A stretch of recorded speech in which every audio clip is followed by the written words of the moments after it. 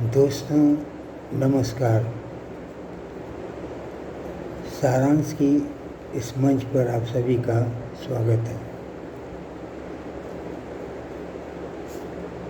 दोस्तों, एक प्रयोग आप करें यदि, तो एक छोटी शीशी में लगभग 20 ml कोई भी तेल तथा 20 ml पानी डाल लें, उसका ढक्कन बंद कर लें और उसे चाहे जितना हिलाएं, तेल और पानी को मिलाने की चाहे जितनी भी कोशिशें करें, ये दोनों कभी नहीं मिलेगा, दोनों एक दूसरे से अलग ही रहेंगे।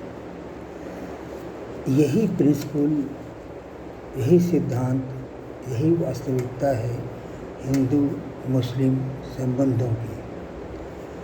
लेकिन फिर भी तमाम कोशिशें होती हैं और यह देश हिंदू मुस्लिम एकता यानी सेकुलरिज्म के दर्शन पर चल रहा है।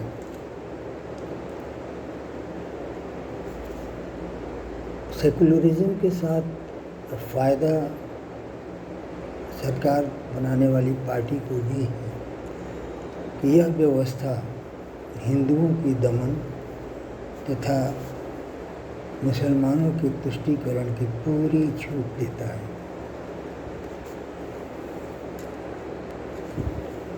वर्ष 1994 में कांग्रेस को स्पष्ट बहुमत मिला। इस पर कांग्रेस की आलाकमान श्रीमती सोनिया गांधी ने डॉक्टर मनमोहन सिंह के रूप में एक रोबोटिक प्रधानमंत्री की रचना की, को बनाया तथा उसकी अपनी सरकार बनाई।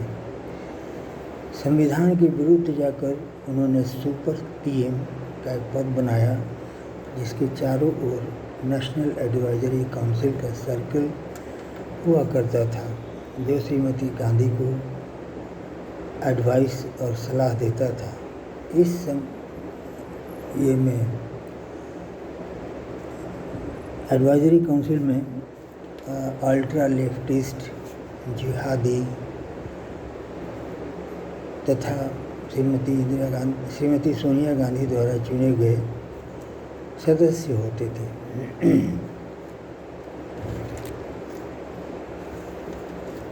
और इसके बाद शुरू हुआ देश में एक के बाद दूसरा, दूसरे के बाद तीसरा, यानी लगातार घोटाला पर घोटाला, घोटाले पर घोटाला। मानो ये सरकार बैठी थी घोटाला करने के लिए ही। इसके साथ ही साथ या समानांतर कहा जाए तो इस्लामिक आतंकवाद के अटैक होते थे और लगातार होते थे। उन दिनों की एक स्मृति शेष है कि बहुत जगह पर लिखा रहता था, सरकार एक लाइन डिस्प्ले करके अपने दायित्व से मुक्त हो जाती थी कि किसी भी अनजान वस्तु को हाथ न लगाएं, इसमें बम हो सकता है। लेकिन इस मुस्लिम इस्लामिक आतंक के हमलों का अंत,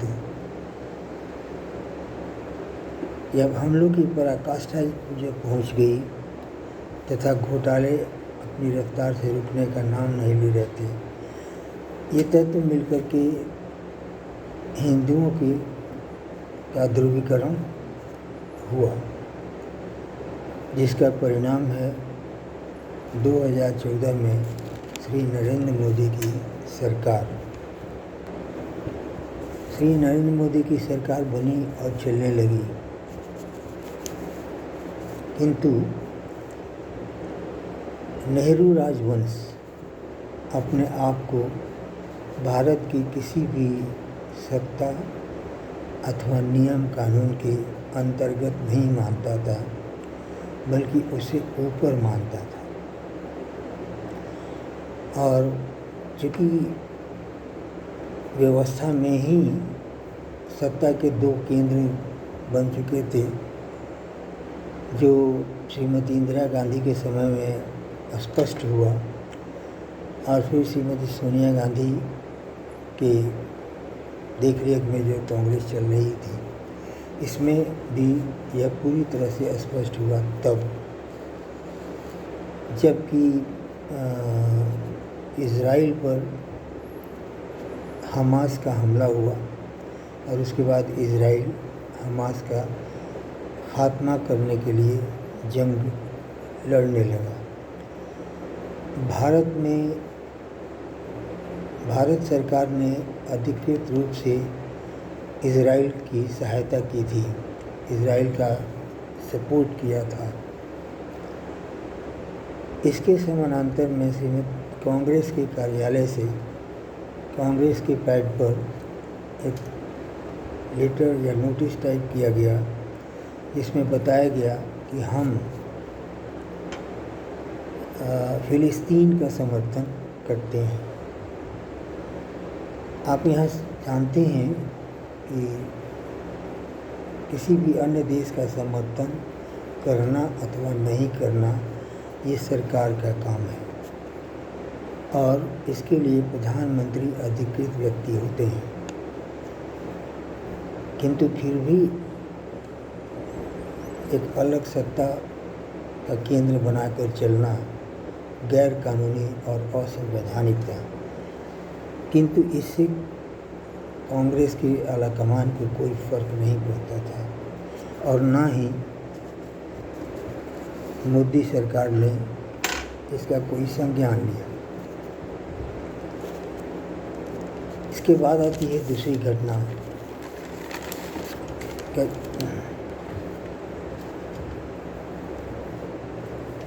पहला बिंदु हम लोग जिस पर चर्चा करें वो है नरेंद्र मोदी की हत्या। शायद आप नहीं जानते हो, नरेंद्र मोदी की हत्या की कम से कम 2 घटनाएं ऐसी हैं जो प्रकाश में आई और जिसे सब लोग को जानना चाहिए। पहला ये उपाय, पहली कोशिश की गई तब जब नरेंद्र मोदी गुजरात के मुख्यमंत्री थे। उस समय गुजरात की पुलिस ने एक गिरोह को पकड़ा जिसमें लश्कर-ए-तैयबा के 4 मेल मेंबर थे तथा 5वीं एक लड़की थी, इशरत जहाँ के बारे में मालूम हुआ कि वो आत्मघाती दस्ता थी अपने आप में। लेकिन खैर, इसे जो भी कहा जाए, मोदी जी का भाग्य या और कुछ कि वो पकड़ा गया गिरोह और पुलिस ने भी अपनी कार्रवाई की।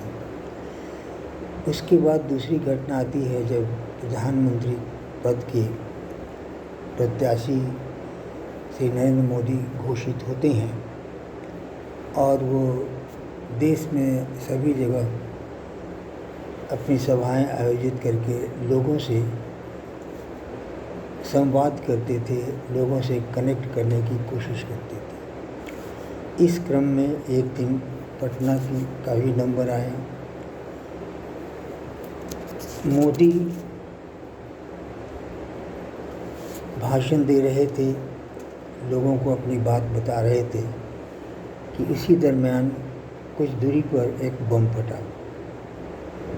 आवाज़ काफ़ी तेज़ हुई, लोग थोड़ा सा हिले डुले, किंतु मोदी जी का भाषण बिल्कुल उसी स्पीड में, कोई चिंता नहीं, कोई डर नहीं, कोई हड़बड़ाहट नहीं, उसी तरह से अपनी बात कहते गए, जिससे कि जनता अपने स्थान पे बनी रही। तब तक दूसरा विस्फोट फिर हुआ और यह धमाका भी बहुत ज़्यादा था। अब लोगों में थोड़ी खलबली और देखी गई, लेकिन नरेंद्र मोदी अपना भाषण उसी रफ्तार में देते गए। और उसके बाद बल्कि उन्होंने कहा कि आप कोई परेशान न होएं, ये कुछ भाई बंधु लोग हैं जो दिवाली मना रहे हैं, पटाखे छोड़ रहे हैं, उन्हें भी खुशियाँ मनाने का हक है, मनाने दीजिए। और इस तरह से लाखों की उस भीड़ में भगदड़ होने से बच गया, अन्यथा हजारों बेकसूर इंसानों की जान जाती, जिनका कसूर केवल ये होता कि वो अपने प्रिय नेता का भाषण सुनने गांधी मैदान में एकत्रित हुए थे। इसके बाद जब ये सभा समाप्त हुई, नरेंद्र मोदी उतर के चले गए, तब देखा गया मंच के नीचे भी एक बम प्लांट किया हुआ था। फिर वही ये नरेंद्र मोदी का भाग्य कहें या कुछ और, वो बम फटा नहीं। लेकिन श्री नरेंद्र मोदी की हत्या की कोशिश 2 बार हुई और उस समय यूपीए सरकार केंद्र में थी तथा सरकार के केंद्र में यानी कांग्रेस का आला कमान श्रीमती सोनिया गांधी थी। दूसरी बात, राहुल का विदेश भ्रमण। कांग्रेस पार्टी द्वारा यह प्रसारित किया गया कि कैम्ब्रिज तथा ऑक्सफोर्ड यूनिवर्सिटी से राहुल गांधी को निमंत्रण आया है वहाँ भाषण देने के लिए। हकीकत चाहे जो भी हो, राहुल गांधी यहाँ से रवाना हुए और वहाँ पर जाकर के उन्होंने जो भाषण दिया, उसका निष्कर्ष या उसका एक बहुत बड़ा अंश ये था कि भारत में नरेंद्र मोदी तानाशाह हो गए हैं, लोकतंत्र सिकुड़ रहा है, लोकतंत्र की हत्या की जा रही है तथा सभी संवैधानिक इकाइयाँ सरकारी इकाई बन गई हैं और नरेंद्र मोदी के कहने के अनुसार चल रही हैं। वहाँ पे अल्पसंख्यक दबिश महसूस करते हैं, एक भय का वातावरण है और उनकी भी जीवन में काफ़ी कठिनाई आ गई हैं। इसके अलावा राहुल गांधी ने कुछ ऐसा भी प्रत्यक्ष या परोक्ष कहा था कि आप लोग विकसित लोकतंत्र के उदाहरण हैं, शक्तिशाली हैं, आप लोगों को चाहिए इसमें हस्तक्षेप करना, लोकतंत्र को बचाना। जबकि राहुल के कहने का मतलब था कि हस्तक्षेप करना तथा प्रधानमंत्री की गद्दी पर राहुल गांधी को बिठाना। ये सारांश से उसका मुख्य लाइन कुछ और हो सकती है, किंतु यह विदेशों से जाकर अपने देश की निंदा करना तथा अपने घरेलू वातावरण में, घरेलू कार्यक्रम में विदेशी संस्थाओं का, विदेशी राष्ट्रों का हस्तक्षेप के लिए आग्रह करना या भारत की प्रभुसत्ता को चोट पहुंचाता है। भारत की प्रभुसत्ता को चोट पहुंचाता है। अगला बिंदु जिस पर हम थोड़ी चर्चा कर लें वह है भारत की अवधारणा। गजब की बात यह है कि राहुल जी भारत के बारे में नहीं जानते हैं तथा भारत माता को भी नहीं जानते हैं। एक बार उन्होंने भाषण में कहा था कि आप लोग जिसकी पूजा करते हैं, जिसकी जय मनाते हैं, हर काम में अगर वो अच्छा हुआ भारत माता की जय, अगर जीत हुई तो भारत माता की जय। ये भारत माता की जय, भारत माता की जय आप लोग कहते रहते हैं, ये भारत माता की है कौन? कौन है ये? कहाँ रहती हैं? कैसी दिखती हैं? यहाँ उनका कथन समाप्त होता है। लेकिन राहुल गांधी स्वयं यह बताते हैं कि भारत माता को नहीं जानते। भारत को भी वो विदेशी या यूरोपीय कॉन्सेप्ट से ही जानते हैं। जैसे यूरोपियन कंट्री में कंट्री का मतलब होता है अ ग्रुप ऑफ या कॉन्ग्रीगेशन ऑफ स्टेट्स, यानी राज्यों का एक संयोग मिल करके राष्ट्र का निर्माण करता है। भारत के बारे में भी उनकी यही अवधारणा थी। इसी अवधारणा को लेकर राहुल विदेश में भी गए थे। वहाँ किसी टेलीविज़न की इंटरव्यू देते के क्रम में भी उन्होंने बताया कि Bharat is a combination of states, union of states, there is nothing like a nation. तो उस पर एक वहाँ का IAS ऑफिसर उठकर खड़ा हुआ, विनम्रता से कहा कि आप गलत हैं, आपको राष्ट्र के बारे में जानकारी नहीं है। और उसने बहुत सारे पुराणों का, उपनिषदों का उदाहरण दे करके और उन्हें बताया कि नहीं, भारत राष्ट्र है, एक सभ्यतागत राष्ट्र है। राहुल गांधी ने कहा कि हाँ, मुझे इसकी जानकारी नहीं थी, it is a news for me. इसके अलावा उनके विदेश मंत्रियों के विदेश मामलों के सलाहकार श्री सैम पेत्रोदा ने एक अलग अवधारणा बताई थी कि भारत देखने में 4 खंडों में दिखता है, जिसे जोन कहते हैं, ईस्टर्न इंडिया, वेस्टर्न इंडिया वगैरह। इनका कहना है कि ईस्टर्न इंडिया, पूर्वी भारत के लोगों को देखिए तो वो चीनी नागरिकों से मिलते जुलते हैं, तथा दक्षिणी भारत के लोगों को देखिए तो वो साउथ अफ्रीका के लोगों से मिलते जुलते हैं। और इसी तरह से उन्होंने बताया था और ईस्ट के बारे में, वेस्ट के बारे में और नॉर्थ के बारे में। यानी लोगों की पहचान, लोगों का शक्ल सूरत ही भारत को 4 भागों में विभाजित करता है।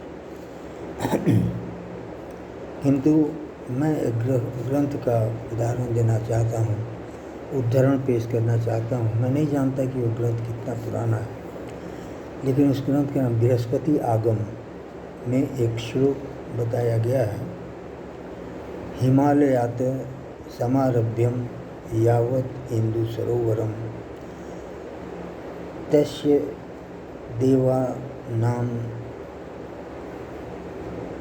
सृजम देशम हिंदुस्तान प्रचते। यानी भारत हिमालय से लेकर हिंद महासागर तक एक देवभूमि है जिसे हिंदुस्तान कहते हैं। संसद का अपमान, अगला पॉइंट। यह करने का कारण ये है कि जब संसद के नए भवन का निर्माण हुआ और उसका उद्घाटन भारत के प्रधानमंत्री नरेंद्र मोदी कर रहे थे, तो उस समारोह के लिए निमंत्रण कांग्रेस पार्टी के सभी लोगों को गया था, किंतु उसमें से कोई भी नहीं आया और पूरी कांग्रेस ने इसके उद्घाटन का बहिष्कार किया। ये तो बस कारण उस तरह से हुआ कि जैसे मोदी का विरोध करते करते सदन का विरोध और सदन का विरोध करते करते देश के विरुद्ध खड़ा हो गए।